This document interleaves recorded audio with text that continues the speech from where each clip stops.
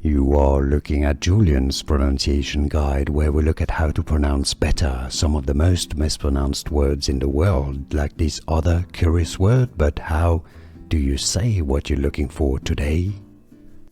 Let's learn how to pronounce this word once and for all correctly. If you want to learn more confusing names, including from Switzerland, so this is different things. It's a city in Switzerland, quite a big city, the third biggest city in Switzerland. This is also an art festival, an art fair in Miami, United States.